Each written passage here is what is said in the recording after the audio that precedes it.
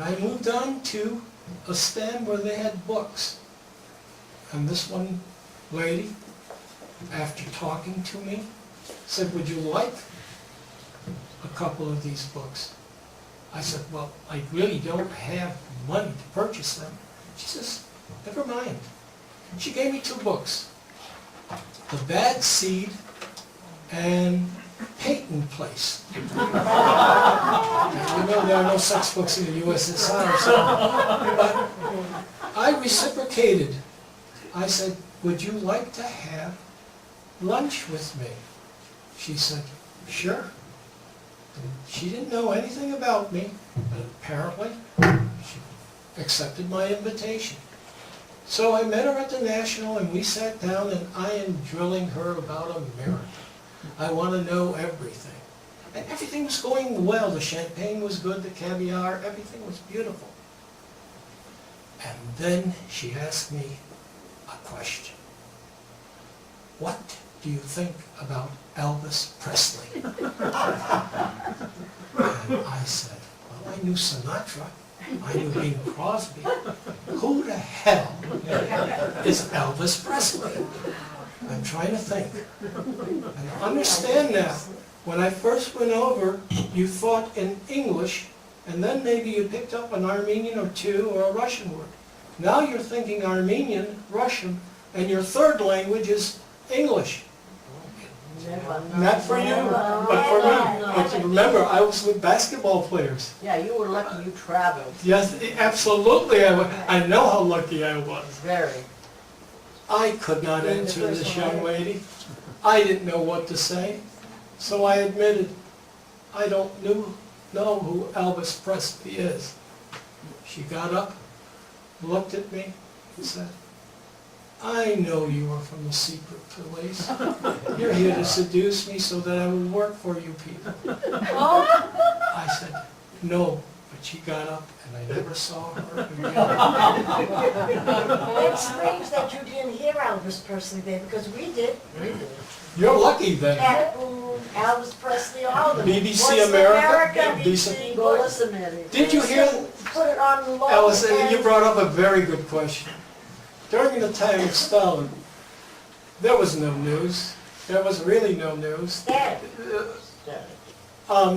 The BBC, not BBC, and the Voice of America would announce their programs. We would hear, what was the name, the top 10, the hit parade. The hit parade, yes. You would hear the 10 songs from the hit parade, and when the announcer would say, and here is the news, they would jam the airwaves, and we would not hear anything. My news, the news I would pick up were from the French who lived across the way from us. And it was 2 or 3 days ago. I don't even remember where I was.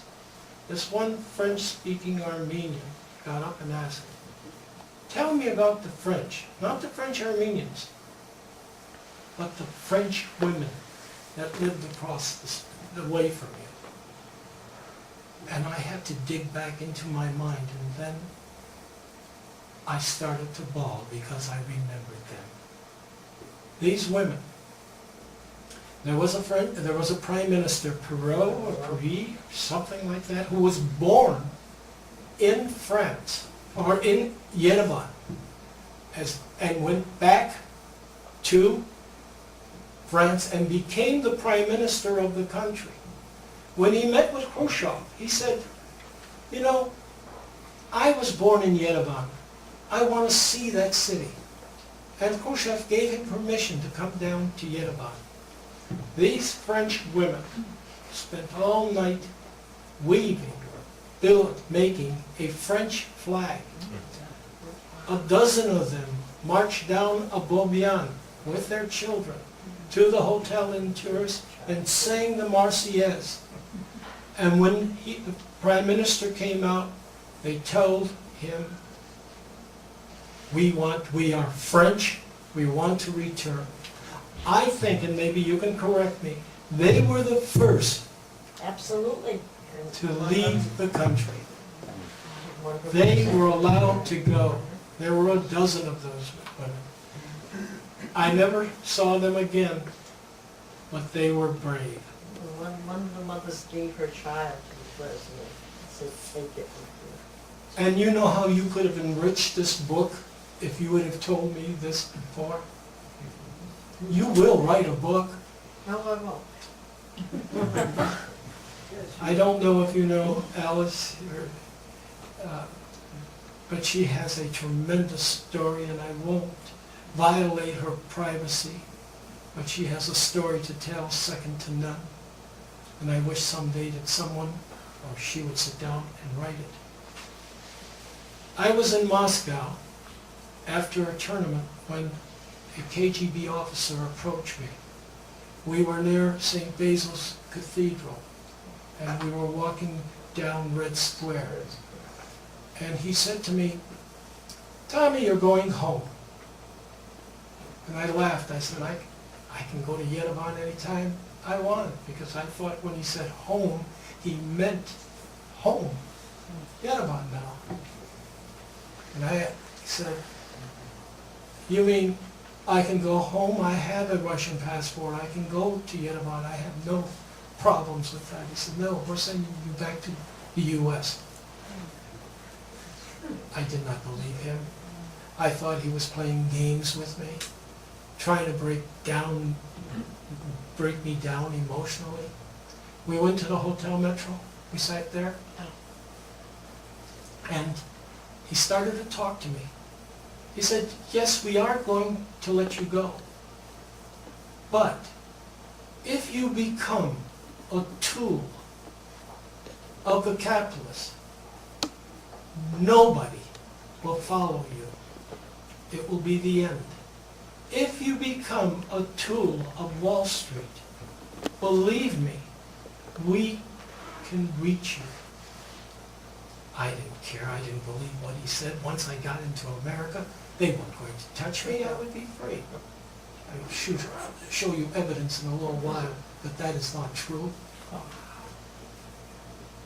I went to Ovir, like you folks did, and got my exit visa and went to Moscow. This is now May 1st, 1960. A pilot by the name of Francis Gary Powers was circling over Saratov when he was shot down. And he was captured, incidentally, by an Armenian. And I saw fragments of that place. yes, I he was did. working there.